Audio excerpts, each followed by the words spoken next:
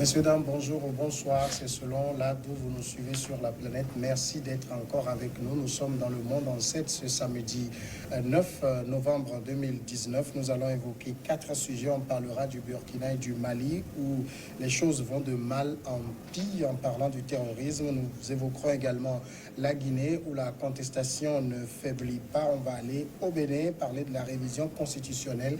Est-ce qu'il y a lieu de craindre le syndrome d'un troisième mandat? Et puis le Togo, un nouveau code électoral qui consacre le vote de la diaspora. Pour parler de ces sujets, je reçois deux invités ce samedi. Philippe Plagbé, vous êtes juriste au Centre de documentation et de formation sur les droits de l'homme, le CDFDH. Bonjour.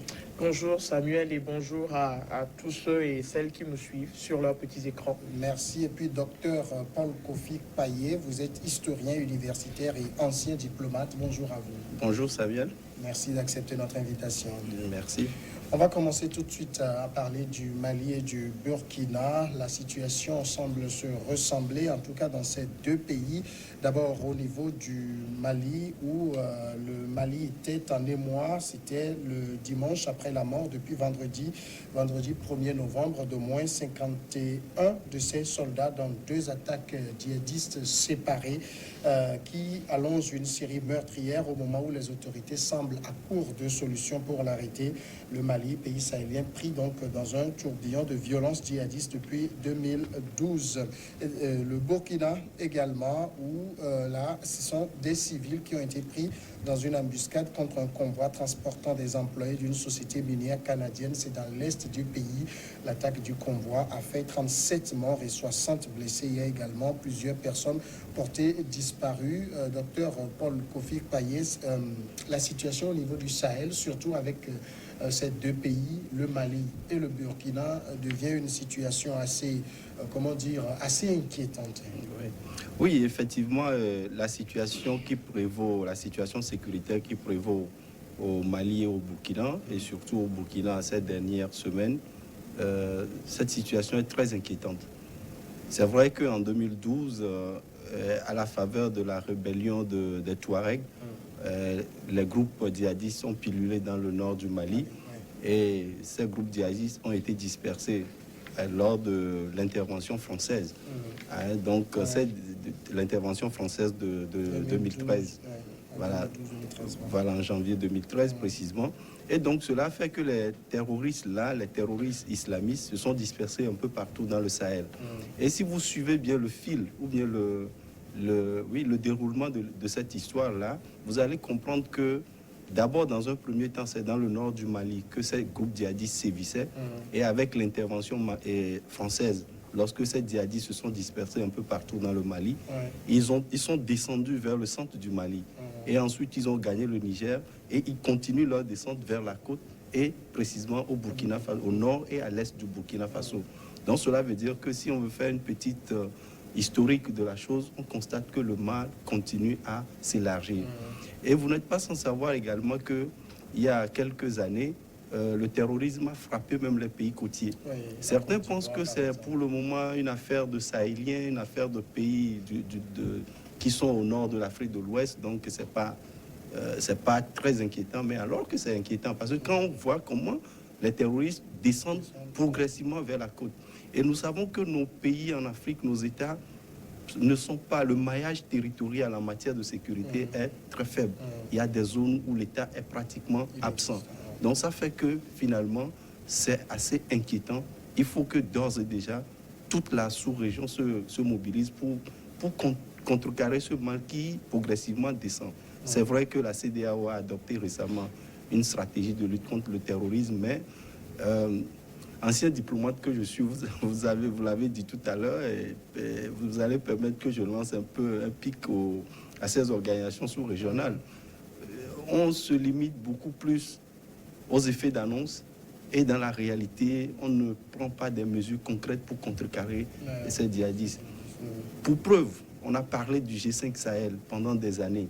Jusqu'à présent, qu'est-ce que le G5 Sahel a pu faire? Le bilan, rien. Le terrorisme s'est enraciné ou bien s'enracine profondément en Afrique de l'Ouest. Et si rien n'est fait d'ici quelques années, en fonction du schéma que nous observons, les pays côtiers seront touchés. Philippe Plagbé, est-ce qu'il est aujourd'hui superfétatoire de dire que pour ces deux pays dont nous parlons, les autorités sont complètement dépassées? Non, en réalité, je pense que la menace, elle est réelle et qu'elle dépasse non seulement les autorités de ces pays, mais comme le premier intervenant vient de le souligner, elle dépasse même les forces multinationales qui essaient de se constituer pour contrer en fait cette menace dont nous parlons. Parce que, vous savez, le cas même du Mali, pour moi, est assez illustratif de mes propos. Quand on va attaquer un camp de militaires, c'est-à-dire qu'il faut beaucoup de courage. Déjà qu'au Burkina Faso, on peut tolérer ou on peut comprendre qu'ils ont attaqué des civils qui étaient en train d'aller au travail, mais au Mali, ils se permettent d'aller attaquer des militaires, de faire un carnage et de repartir célébrer leur victoire. Et pas plus tard qu'il y a quelques mois, je suivais une vidéo de l'un de leurs leaders qui disait allègrement à des journalistes occidentaux qu'en réalité, eux n'ont plus peur de l'autorité malienne ou de n'importe quelle force qu'on pourrait leur envoyer, qui sont implantés partout. De quoi je veux parler, c'est du mode opératoire de ces groupes voilà, djihadistes ou terroristes, ou j'allais même dire qu'ils sont enclins à l'extrémisme violent. Parce que, un peu comme l'intervenant vient de le dire tout à l'heure, il y a en fait un éclatement ou une multiplicité de ces groupes et qui sont en train d'avoir une assise au plan local, dans les zones rurales où l'État n'est pas très présent. Ils construisent un discours que l'État n'étant pas présent ne peut pas déconstruire.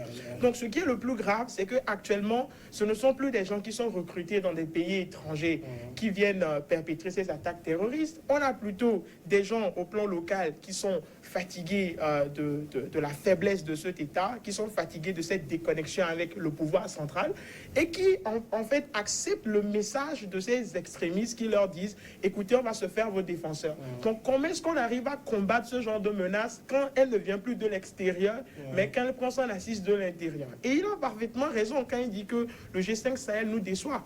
Parce que c'est un G5 qui, malheureusement, continue de quémander une assistance technique et une assistance financière.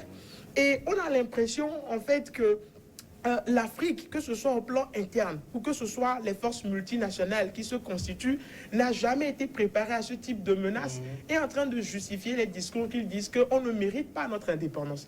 Parce que c'est des forces qui rapidement, des forces militaires qui rapidement vont étouffer des rébellions au plan interne, vont étouffer des soulèvements au plan interne. Mais quand il s'agit de menaces frontalières ou de protection de l'intégrité du territoire, on se rend compte qu'en réalité, que ces forces-là sont impuissantes pour la plupart et quémandent de l'assistance et justifient ce paternalisme de l'Occident qui malheureusement est une perpétuation du colonialisme. Alors justement, docteur, quand Philippe Plagbé évoquait le mode opératoire, quand on regarde la situation au niveau du Mali aujourd'hui, c'est vrai qu'au départ de ces attaques terroristes, on nous disait que c'est une guerre asymétrique, mais là, on a un ennemi qui emprunte un chemin, qui vient attaquer un camp, donc qui provoque le combat corps à corps, et on a une armée qui est incapable de lui tenir tête.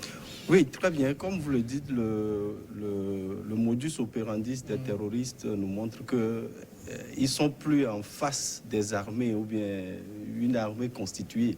Et cela m'amène à faire un peu l'historique de l'armée malienne. En réalité, le Mali n'avait pas d'armée. Ouais, c'est nous qui pensions que le Mali avait une armée. Et les événements de 2012 ont commencé à montrer qu'en réalité, l'armée malienne était une armée très faible. Et même les spécialistes disaient qu'au Mali, il y avait plus d'officiers que d'hommes de tout. Que l'armée n'était pas une armée digne de ce nom, capable de se battre contre un ennemi, mais c'était une armée, bien des gens qui sont mal formés, sous-équipés, tout ça là. Et puis l'armée malienne n'était pas déployée sur toute l'étendue du territoire malien.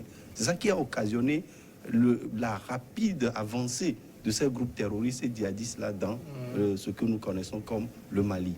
Bien maintenant, effectivement, ce que nous regrettons, c'est lorsque les terroristes, parfois même j'ai envie de dire que les terroristes même avertissent, nous allons vous attaquer.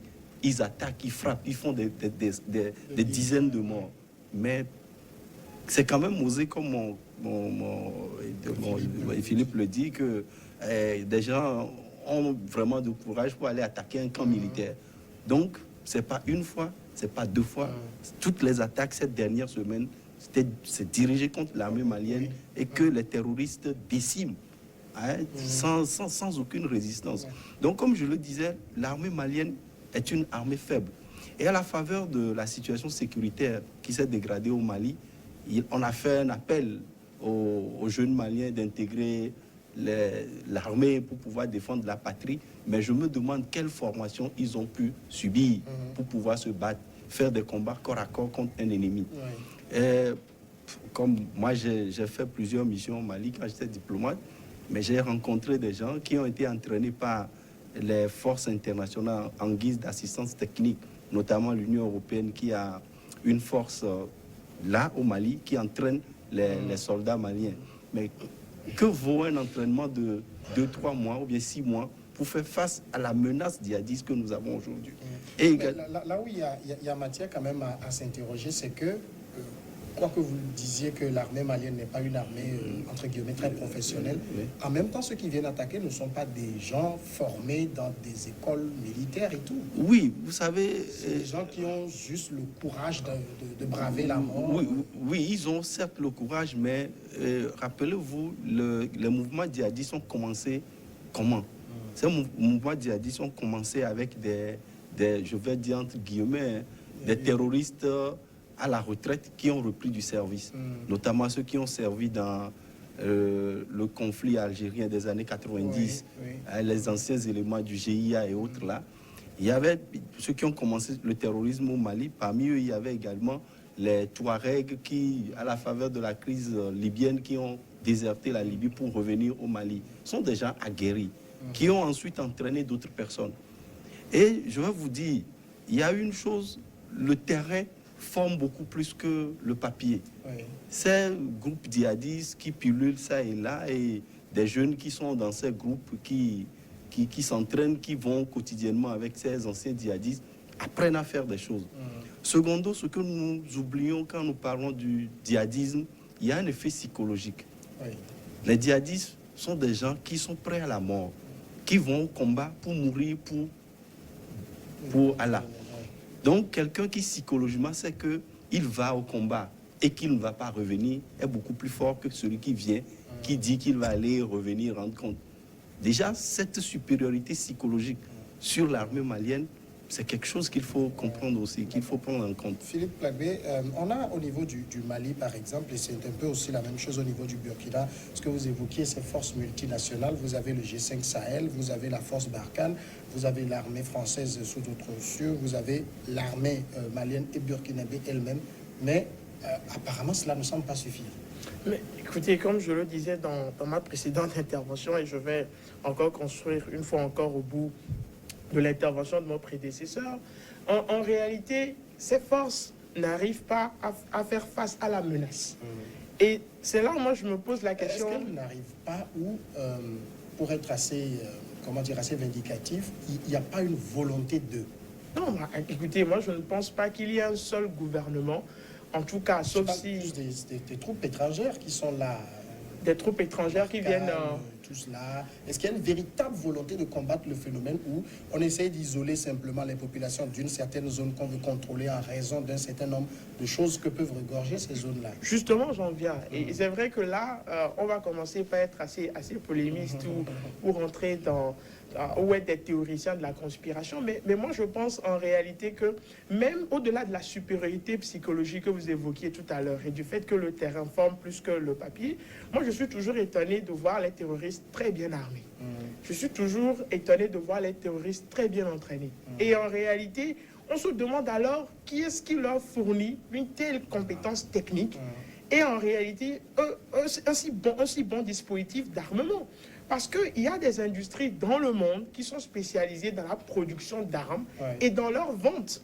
Et comme vous l'avez soulevé dans votre première intervention, je me permets de vous appeler Paul, les frontières sont poreuses. C'est-à-dire qu'on ne sait pas qui vend, on ne sait pas qui achète, on ne sait pas quand, on ne sait pas comment.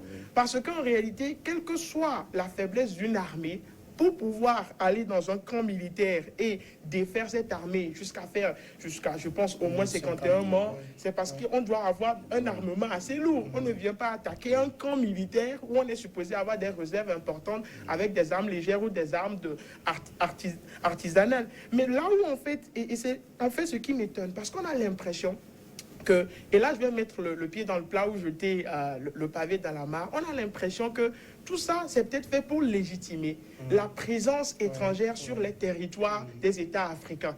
Parce qu'à un moment donné, il y avait un internationaliste qui faisait une très belle analyse en disant que les guerres mondiales n'ont jamais été interrompues. C'est juste la façon de les faire qui a été changée. C'est-à-dire que maintenant, on prend des terrains, des terres ou des pays en grands enjeux politiques et économiques, on y mène des guerres isolées, c'est-à-dire quand on a envie de contrôler ce territoire, on crée en réalité un problème qui aboutit à un conflit militaire, parce qu'en droit international, et ce n'est pas Paul qui me démentira, il y a des principes sacrés. Le principe de la souveraineté internationale, le principe de la non-ingérence, principes qui ne peuvent être violés que s'il y a un conflit armé majeur ou une crise humanitaire auquel l'État ne peut pas faire face. Et à chaque fois que ça arrive, on a l'impression que soit l'État commence par supplier les Occidentaux ou l'ONU, venez nous aider, ou en même temps l'ONU ou les Occidentaux prennent la responsabilité de façon paternelle d'intervenir. Et on n'a pas l'impression, comme vous dites, que ces troupes-là viennent pour interrompre ou pour régler la situation, mais simplement pour maintenir le calme. Et ce n'est pas seulement au Mali ou au Burkina qu'on le constate, que ce soit pour le génocide rwandais, quand on remonte un peu plus loin dans l'histoire, où on les a accusés de ne pas avoir arrêté le génocide, mais plutôt d'avoir protégé les Occidentaux qui étaient sur le territoire, que ce soit sur le fait que quand après que les islamistes ont aidé les Touaregs à avancer à partir du nord du Mali et qu'ils ont chassé les islamistes, ils ont semblé dire maintenant il faut faire un dialogue entre ceux-là qui étaient en train de s'attaquer à l'institution étatique. On dit maintenant faites un dialogue avec ceux qui mettent en danger l'État. Donc en principe, moi j'ai l'impression qu'il n'y a qu'une seule chose à dire, il faut que l'Afrique soit responsable de l'Afrique. Et que l'Afrique à un moment donné se donne les moyens d'avoir son indépendance à la fois politique et économique, et je vais ajouter militaire, et de ne pas simplement constituer un certain nombre de groupes ou de forces qui n'existent que de nom, et qui, dans le fond, ne disposent pas de moyens. Aujourd'hui, je lisais qu'un grand défenseur des droits de l'homme au plan international reprenait vos propos, mais allait plus loin que la sous-région, Alioune Tine, qui est sénégalais, et il disait clairement que c'est toute l'Afrique qui doit se mobiliser. Parce que, comme vous le dites, on pensait que c'était un truc qui allait commencer avec la Libye, qui allait se limiter là-bas, qui n'allait jamais descendre vers les pays côtiers. On a l'impression que même le Togo, je ne sais pas si vous êtes au courant, il y a maintenant l'initiative d'Accra qui réunit le Burkina encore, le Ghana, le Togo et la Côte d'Ivoire. Eux aussi ils disent qu'ils commencent par se préparer parce qu'ils ont peur de la descente de Boko Haram. Et donc, on a l'impression que si on ne se mobilise pas tout de suite pour dire on ne va pas attendre de l'aide extérieure qui n'a jusqu'alors pas fait ses preuves pour commencer par développer un certain nombre de contres assez efficaces, écoutez, on ne sera pas à l'abri et les dégâts seront irrécupérables. Oui, je voulais juste placer un mot à propos des forces internationales qui sont là. Il a parfaitement raison. Ces forces internationales dotées de moyens, des drones, de surveillance, tout. C'est vrai, moi, mes étudiants me posent la question, mais professeur, où se cachent les djihadistes alors que les drones sont là et les radars, tous les moyens sont là? Je leur ai dit, effectivement, tout ça l'a fait réfléchir. Et comme vous l'avez dit tout à l'heure, c'est comme si on veut perpétuer la présence occidentale sur notre sol en entretenant des situations conflictuelles et qui légitiment véritablement leur présence. Parce que moi, je ne peux pas comprendre la force Barkhane. Il y a la force de l'Union européenne, ces forces occidentales, et ensuite des experts qui sont là sur le terrain, mais le Sahel, on me dit c'est grand, etc. Mais grand par rapport à quoi? Par rapport à la technologie occidentale, mais on n'arrive pas à détecter là où se trouvent ces groupes qui commettent des attentats, ils replient. Après quelques jours, ils reviennent, parfois ils reviennent même au même endroit. Pas plus que la dernière fois, même je lisais sur un site, au Burkina, dans le nord, il y a une localité où les terroristes sont plus visibles que les militaires. Oui. Les terroristes sont plus visibles que les militaires. Donc tout ça là fait que la situation est complexe à expliquer. Et n'oubliez pas une chose aussi, que nous ignorons quand les camps militaires sont attaqués au Mali et au Burkina, et ça et là, parfois aussi il y a la complicité. Oui. Il y a la complicité interne de certains agents, de certains militaires qui partagent la même vision que ces groupes terroristes et qui ne vont pas au combat ou bien qui ouvrent le couloir pour que l'objectif soit atteint. Il y a ces éléments aussi qu'il ne faut pas ignorer. Ensuite, la présence des groupes mafieux dans le Sahel, ce sont ces groupes mafieux surtout qui alimentent ces groupes terroristes-là en armement. Si bien que parfois, les terroristes se retrouvent avec un armement assez lourd face à un militaire, un soldat loyal qui n'a que sa calage. Qu'est-ce que calage peut faire face à M16, par exemple? Donc, il y a ces éléments d'appréciation qu'il ne faut pas oublier, quoi. La complicité, le sous-équipement des forces militaires. Même, je crois, au Mali et au Burkina récemment, les familles des militaires ont protesté contre cette situation, où on donne des armes même qui ne fonctionnent même pas, à leurs fils d'aller au combat face à des armements très puissants des groupes terroristes. C'est vrai qu'il y a eu un traité sur le commerce des armes, mais est-ce que ce traité-là est respecté? C'est pas respecté. Juste quelques moments, je pense aussi que vous avez évoqué un fait sur lequel je souhaiterais revenir. Et c'est un peu par rapport... Moi, je n'aimerais pas me concentrer sur les troupes internationales parce que la preuve a été faite qu'elles n'ont pas franchement fait leur preuve par rapport au règlement de la situation. Il y a en fait un manque d'effectifs des forces militaires qui n'arrivent pas à couvrir le territoire.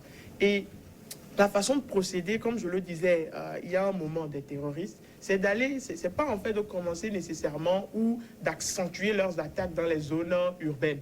C'est de commencer par les zones rurales où on sait que en fait l'effectif n'est pas présent. Et le phénomène qui se développe de plus en plus, notamment au Burkina, c'est les forces d'autodéfense, c'est-à-dire les populations qui à un moment donné se sentent abandonnées et qui se disent, nous allons nous défendre nous-mêmes, nous allons prendre les armes, des armes artisanales, et puisque c'est des armes artisanales, les munitions sont sur le marché, et on a l'impression, et je lisais une très belle analyse qui disait que le ministère de la Sécurité et de la Défense, en fait, les laisse faire implicitement, sans les condamner de façon ferme. C'est-à-dire parce que le ministère de la Défense lui-même reconnaît que son effectif ne pouvant pas couvrir le territoire, il faut quand même laisser les gens s'organiser pour se soulager.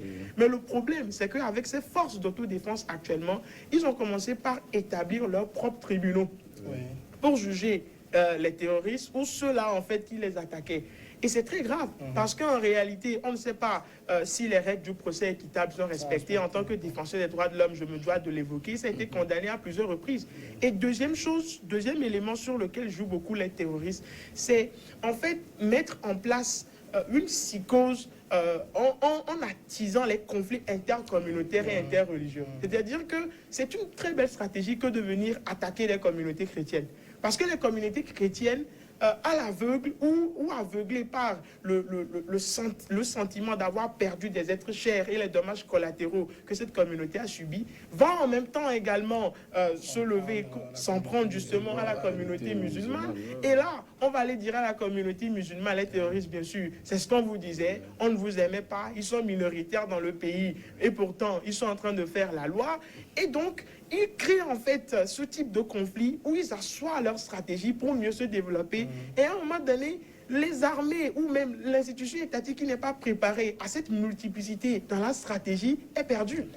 Et donc, quelle que soit l'expertise que l'on développe, quel que soit l'effectif, quel que soit l'armement, on est troublé pour plusieurs années. Et ça fait 5 ans que ça dure au Burkina et encore plus longtemps, 7 ans au moins au Mali. On va passer maintenant au second sujet, c'est la Guinée. Guinée-Conakry, nouvelle mobilisation contre un troisième mandat du président. Les Guinéens ont manifesté jeudi dans la capitale Conakry contre un éventuel troisième mandat de Alpha Condé.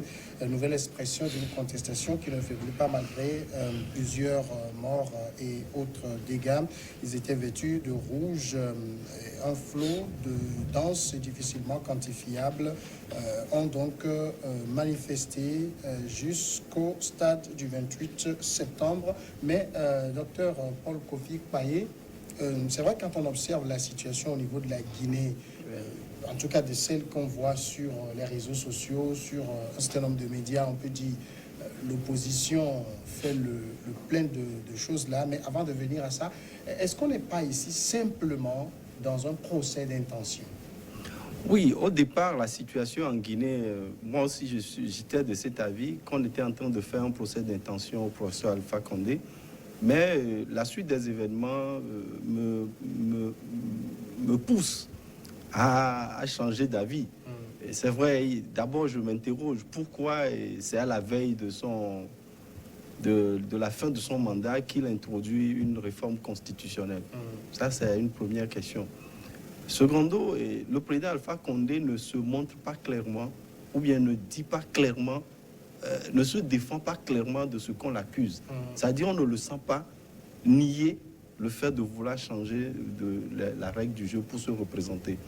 Troisième élément, si vous voyez un peu la défection de certains de ses collaborateurs, notamment le ministre de la Justice, qui n'a pas été associé à la chose, parce que le ministre l'a dit, depuis qu'on parle que l'idée a germé, lui, il était contre cette révision-là. C'est ce qui a fait que finalement, il a été écarté du projet. Je me rappelle du feu président, ancien président de la Cour constitutionnelle également, qui a eu des problèmes avec Alpha Condé à propos de cette révision constitutionnelle. Et récemment, la sortie de ces militants, la façon dont ces militants se sont mobilisés à son retour de, je crois, du sommet de Soti. Donc, tous ces éléments me font croire que le professeur Alpha Condé est dans une stratégie donnée qui veut l'amener à se présenter encore pour un mandat présidentiel. Il n'a jamais dit ça. Il ne l'a jamais dit. Ouais. Mais les actes qui sont posés, ces éléments que je viens de citer, réunis, nous permettent de soupçonner cette intention-là. Parce que si ce n'était pas le cas, on n'aurait pas assisté d'abord à cette défection, on l'aurait vu clairement se positionner pour dire en réalité que voilà, si je veux modifier la Constitution, c'est parce qu'il y a telle insuffisance. En ce qui concerne les mandats présidentiels, croyez-moi, je ne sais pas si vous comprenez un peu ce que je dis. Donc ça fait que on ne peut pas accuser quelqu'un qui n'a pas déjà accompli un acte, mais les intentions de la personne peuvent nous amener à déjà commencer à le condamner. Donc c'est ça qui fait que finalement, moi, comme moi je suis enseignant, je suis scientifique, je raisonne sur l'existant. Je fais pas, et surtout je fais l'histoire des relations internationales. En histoire, nous ne faisons pas l'histoire des si.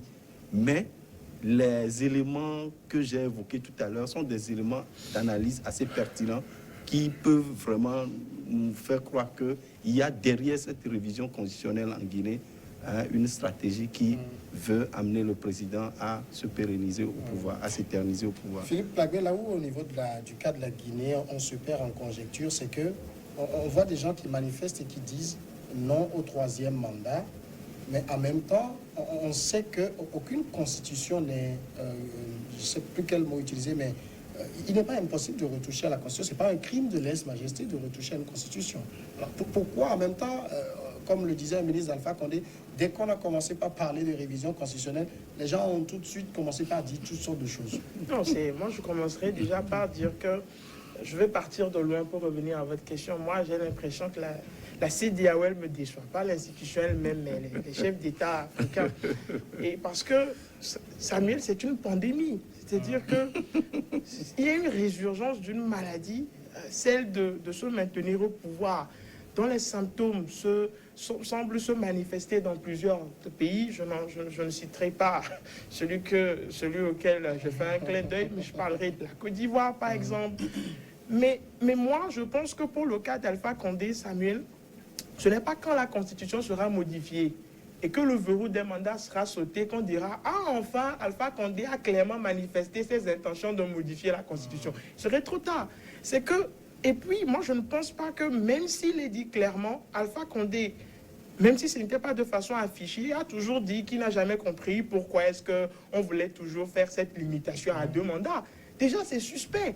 Et pourquoi en réalité il veut procéder à cette modification constitutionnelle, comme le docteur Paul Paye le dit, s'il ne précise pas justement les points sur lesquels il aimerait procéder à une modification? Est-ce que ce n'est pas justement sur ça, par exemple, que l'opposition aurait dû aller, n'aurait peut-être pas dû boycotter les consultations et aurait clairement su qu'est-ce qui va être changé dans la Constitution? Non, en réalité, moi j'ai toujours, excusez-moi, décrié cette politique du dialogue quand on sait déjà. C'est-à-dire que à un moment donné, quand un certain nombre de présidents, de chefs d'État veulent implémenter leur volonté, ce qu'ils disent, c'est que, ah, vous savez, on ne peut pas en fait se limiter, et c'est le discours que monsieur Condé tient, on ne peut pas se limiter à écouter les contestations des uns et des autres sans aller vers la population. Donc, on va organiser des consultations populaires où on va en fait écouter le message des uns et des autres.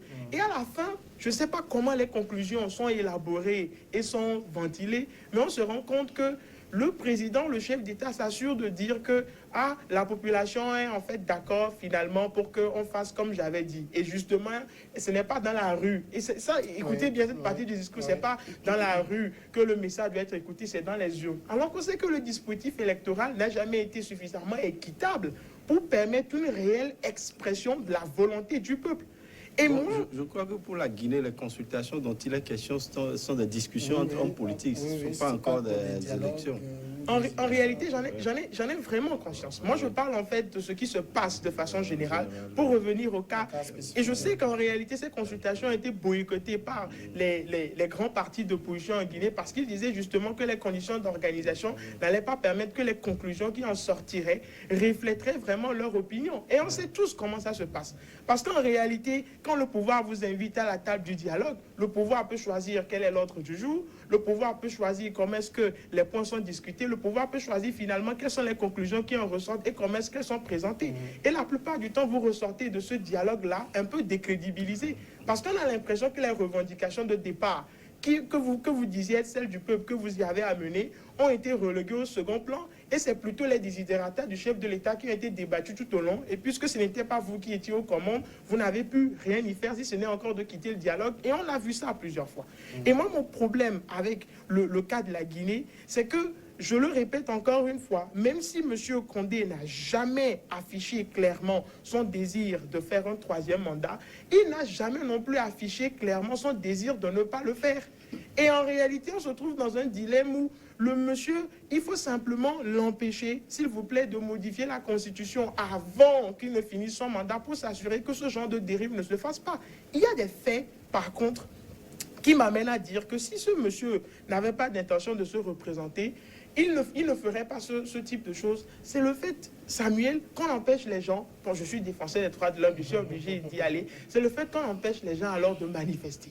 On empêche les gens de se mobiliser. Si justement vous n'avez aucune intention d'aller dans ce sens. Oui, mais je pense qu'au niveau de la Guinée, il y a eu des manifestations. Il n'y a pas eu d'empêchement de Ah non, je suis désolé. Peut-être que nous ne sommes pas, peut-être que nous ne sommes pas au même niveau. Parce que là, j'ai commencé par lire ma dépêche en disant que les Guinéens ont à nouveau manifesté jeudi dans la capitale. Ah justement, ça n'a pas toujours été le cas parce que tantôt il y a des manifestations qui sont interdites, d'autres qui sont non mieux. Il y a des décès autorisés. Et moi j'étais à Banjul pour ce qui est de la session de la Commission africaine des droits de l'homme et des peuples. Et j'en ai discuté avec un responsable de l'UNOAS parce que eux, leur travail, ils ont vraiment un mandat politique, mais qu'ils mettent en lien avec les droits de l'homme, la justice, la sécurité et compagnie. Et ils disaient qu'à un moment donné, c'est un dispositif sécuritaire lourd qui avait pour effet de dissuader les gens de sortir et de manifester. Et eux, dans leur première analyse, ils se disaient que face à ce dispositif, le peuple guinéen ne sortirait pas. Mais après, le peuple guinéen, il sort, il brave le dispositif, et pourtant, il y a un bilan très lourd, en fait, à la charge ou au compte ou au crédit de M. Alpha Condé, qui prouve en réalité qu'il a envie de restreindre encore cette liberté, qui peut être instrumentalisée, mais qui doit servir de baromètre politique pour comprendre quand la population veut ou ne veut pas quelque chose. Et sur ce cas, moi j'ai l'impression que M. Alpha Condé n'a pas encore prouvé, comme un certain nombre de chefs d'État africains qui ne voulaient pas, lui aussi, une présidence à vie. Est-ce qu'ici, dans le cas de la Guinée, l'opposition n'a pas plus intérêt, par exemple, à provoquer le professeur Alpha Condé sur le terrain de la discussion pour comprendre l'esprit de la révision? Voilà, c'est là où, à la différence de ce que Philippe, excusez-moi, de ce que Philippe dit, Moi, je suis beaucoup plus pour le dialogue. C'est-à-dire, l'opposition guinéenne, lorsqu'elle a été approchée pour participer aux consultations sur la révision constitutionnelle, à mon avis, à mon humble avis, l'opposition guinéenne aurait pu participer à ces consultations. Vous participez à des consultations, si ces consultations prennent une autre allure, une autre dérive, vous êtes libre de démissionner. Vous êtes libre de plier bagage et de dénoncer ce qui se fait. Là, la communauté nationale et la communauté internationale saura que vous êtes allé quand même au dialogue et comme on a voulu vous forcer la main, vous avez dit non. Contrairement à la politique de la chaise vide qui consiste à ne pas participer et d'aller déverser toute son énergie dans la rue, c'est vrai que la rue met la pression, mais moi je préfère le dialogue et la pression.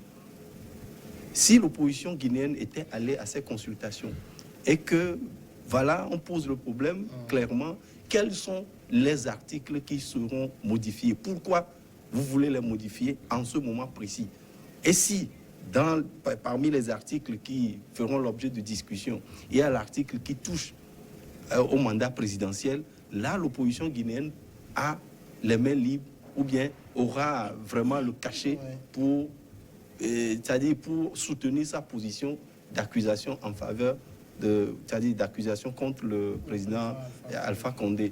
Ça, c'est moi, mon analyse personnelle. Je me dis que la politique de la chaise vide, quand on analyse pays par pays, on constate que cette politique a été, à un moment donné, fatale à certains ailleurs. Donc, c'est pourquoi moi, je dis il faut quand même aller aux discussions. Si ces discussions ne prennent pas en compte ce pourquoi nous sommes là, nous sommes libres de retourner et de dire au peuple, voilà, nous sommes pacifiques, nous sommes pour la paix, nous sommes allés. Voilà ce qu'ils veulent faire. Donc, nous ne sommes pas d'accord, nous allons mettre la pression. Donc, nous serons dans la rue. Alors, donc, je crois que l'opposition aurait mieux gagné en allant à ces consultations. Et comme je le disais, par exemple, si on doit être assez réaliste, l'opportunité d'une modification d'une constitution ne peut être appréciée que par celui qui l'a appliquée. Donc, en l'état, Alpha Condé, étant président, elle a appliqué, ça fait maintenant 9 ans qu'il est au pouvoir, a dû constater un certain nombre de limites qu'il faut corriger. Non, en réalité, bon, moi, d'abord, je vais prendre votre postulat de départ. Moi, je ne pense pas que Alpha Condé puisse apprécier à lui seul. En fait, l'opportunité de modifier une constitution en démocratie, vous exercez le pouvoir au nom d'un peuple. Et en fait, il faut faire extrêmement attention à un moment donné parce que quand vous êtes le détenteur du pouvoir, rapidement, votre entourage peut vous induire en erreur. Votre entourage peut faire de vous un prince. Votre entourage peut vous dire, en réalité, vous pouvez vous donner tous les droits et reconnaître aux autres tous les devoirs. Et malheureusement, vous allez devenir petit à petit un despote démocratique. Mais donc, quand vous dites, par exemple, qu'il exerce le pouvoir au nom d'un peuple, moi je dis ça rejoint ce que dit Alpha Condé. Consultons le peuple. Oui, mais ce qu'il dit est très, excusez-moi, ce qu'il dit est très bien, parce que c'est vrai qu'il exerce un pouvoir au nom du peuple. Mais la Constitution est une chose très importante en société que si on doit la modifier, il ne faut pas seulement se baser sur le droit d'exercice des pouvoirs d'un peuple pour le faire. Il faut que ce soit un consensus, non seulement de la classe politique, mais également des autres acteurs, y compris acteurs sociaux, acteurs religieux, etc. Donc, je voulais juste ajouter, alors, merci Paul pour cette précision, que c'est justement la représentation nationale qui est en charge de valider et d'accepter l'opportunité de cette modification et qui est représentative dans certains pays de la classe politique se dit défavorable en grande partie. Et c'est pour ça justement que ça ne passe pas à cette modification. Il faut comprendre en réalité qu'il y a un problème parce que là, c'est la représentation nationale est donc le contre-pouvoir du pouvoir exécutif. Et donc, il faut alors à un moment donné écouter. Et c'est là où moi, je suis prêt à aller dans le sens de Paul qui dit que il faut toujours préférer le dialogue à la pression dans la rue. Mais malheureusement, je ne connais pas, moi, le peuple guinéen, excusez-moi. Moi, je viens en fait d'un pays où, si malheureusement, vous délaissez la pression de la rue au profit du dialogue, rapidement, vous perdez votre vraie force sur le terrain. Et après, la population dit, mais on vous a donné quand même un certain nombre de choses que vous avez refusé d'accepter. Vous êtes radicaux. Et c'est là où moi, je suis un peu tenté de comprendre les opposants et non pas de les défendre. Parce que quand Est-ce quelqu'un... qu'on n'habille pas aussi un peu trop en blanc les oppositions? Non, en réalité, nous devons comprendre qu'il n'y a aucun politique qui ait des idées candides. C'est-à-dire qu'il est en train de faire ce qu'il fait parce qu'il aime le peuple. D'ailleurs, on parle beaucoup de démocratie et de peuple, mais le peuple, c'est la notion en droit international la plus incertaine. C'est-à-dire que le peuple, c'est qui? Tout le monde parle au nom du peuple, mais jamais personne n'a vu ce peuple si ce n'est les regroupements, les rassemblements ou les mobilisations populaires lors des manifestations. Moi, je ne suis pas en train de dire que l'opposition, en fait, est dénuée de toute mauvaise intention. Même la liberté de manifestation était instrumentale, c'est juste pour prouver que l'opposition a une force politique forte, qu'on sort les gens dans la rue. Ça en fait, c'est juste ce qu'il y a derrière. Mais ça dénote de quelque chose de très important. Et c'était là mon raisonnement, c'est qu'à un moment donné, quand on constate qu'on a un projet, qu'il soit implicite ou explicite, qui n'est pas accepté par une grande partie de la classe politique, notamment les deux opposants majeurs, et qu'en réalité, même les citoyens, dans leur grand ensemble, se rallient parce que la manifestation dont vous parliez, les opposants parlaient 2 800 000, bon, c'est les chiffres de l'opposition, c'est quand même à souligner. Mais à un moment donné, on prend du recul parce qu'il se dit, et moi je ne suis pas d'accord avec vous, je viens de me souvenir d'un fait, il dit, seul Dieu pourra me faire quitter le pouvoir. Je pense que récemment, ça a été les propos de M. Alpha Condé, ou si je le cite mal, il dit seul Dieu pourra... Je sais pas. Je sais quand même qu'il y a eu le président tanzanien qui l'avait dit. Oui, ah non, moi, même l'ancien président guinéen, le feu, il est décédé, j'oublie son nom. Celui qui est venu est parti à Lansana Conté, très bien, a eu à le dire à plusieurs reprises. Lorsque son régime a été secoué par des tentatives de coup d'État, il a dit que c'est Dieu qui lui a donné le fauteuil et que seul Dieu pourra le faire partir et que plus tard, à cause de la mobilisation populaire, et c'est un peu l'argument que tirent les forces d'en face, à cause de la mobilisation populaire, une fois encore, la CENI reporte les élections, là je vais dans un autre registre, les élections législatives, avec l'insistance de l'OIF qui semble dire franchement ce délai, il n'est pas tenable, il faut repousser. Et à un moment donné, ça veut dire que M. Alpha Condé doit simplement essayer. Et pour moi, ce qui fait un peu mal, et là, c'est pas que je suis sentimentaliste, mais ce qui fait un peu mal, c'est que M. Alpha Condé était un opposant de toutes les heures. Oui, 40 années de l'opposition. Exactement. En plus, c'est un intellectuel. Il est professeur. Professeur de droit. C'est pour te lancer un pic. C'est un juriste comme toi. Non, mais vous savez, entre nous les juristes, je disais à des collègues économistes qui me parlaient du droit que la chose la plus importante à souligner quand vous entrez en fac de droit, c'est que vous allez faire des débats même sur une virgule d'un article. Donc les juristes ont des avis souvent divergents, pourtant sur des problèmes qui peuvent faire consensus tout de suite. Et on ne peut pas, quand on a un opposant qui comprend ce que c'est que la réalité de l'opposition actuelle. On ne peut pas avoir un opposant qui a souvent utilisé l'argument de la mobilisation du peuple pour dire qu'il faut arrêter un processus. On ne peut pas avoir un opposant qui quand même insiste pour continuer son projet, un ancien opposant. Donc à un moment donné, je voudrais quand même interroger l'universitaire que vous êtes. Peut-être certains trouveront déplacer le débat, mais sur l'opportunité même de limiter les mandats à nos États. Oui, en réalité, ça, je vais le dire de ma position de scientifique. Oui. En réalité des réalités, on n'a pas besoin de limiter les mandats présidentiels. Même les autres mandats, bon, comme nous parlons des mandats présidentiels, on n'a pas besoin, a priori, de limiter les mandats présidentiels. Si vous confiez le pouvoir à quelqu'un pendant 5 ans de diriger un pays, s'il le dirige bien et qu'il sollicite votre suffrage pour un second mandat, vous le lui donnerez, absolument. Mais s'il dirige mal, vous allez lui dire non, dégagez. Mais c'est parce qu'en Afrique, surtout, les élections sont mal organisées. Et la mauvaise organisation des élections n'est pas seulement le fruit de la volonté des hommes politiques de perpétuer cette situation. Il y a beaucoup de contingences qui entrent en jeu.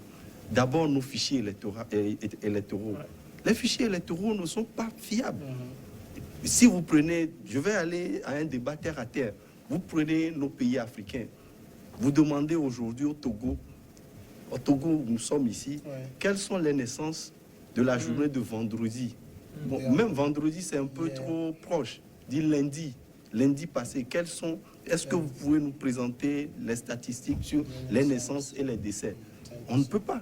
Aujourd'hui, si vous demandez à nos gouvernants de nous donner, c'est-à-dire la situation de chaque citoyen étranger dans notre pays, par exemple. Samuel, si vous êtes en Europe, vous êtes dans une villa quelque part, on sait que vous y êtes. Mais nos pays africains n'ont pas encore atteint ce stade-là. Ça fait que les élections, les fichiers sont mal maîtrisés, les élections sont mal organisées. On sait que les élections, pour le moment, ne sont pas propres. Donc, au moins, si on limite les mandats, cela permettra aux pays de connaître assez de présidents, assez de projets, de sociétés, tout ça là. Donc, limiter les mandats, en réalité, ce n'est pas nécessaire. Mais, je le dis, pour la démocratie et par rapport à nos situations actuelles, la limitation des mandats est une nécessité. Je ne sais pas si j'ai 30 secondes. Oui, rapidement. Et franchement, je vais vous étonner. Moi, je pense la même chose que Paul. En principe, ce n'est pas nécessaire que de le mettre noir sur blanc dans une constitution. Mais quand on a vu un certain nombre de faits qui se sont passés, des gens qui contrôlent des institutions pour asseoir une certaine perpétuation de leur présence au pouvoir, il faut le faire. Parce que justement, si la loi constitutionnelle, c'est la substance même de la volonté du peuple qui est en principe inviolable, si la personne décide de violer cette volonté, c'est que cette personne elle-même doit être écartée. On va marquer la pause. Elle va durer une dizaine de minutes, le temps qu'on regarde ensemble le journal et puis on revient pour continuer. Tout à l'heure. Un ami.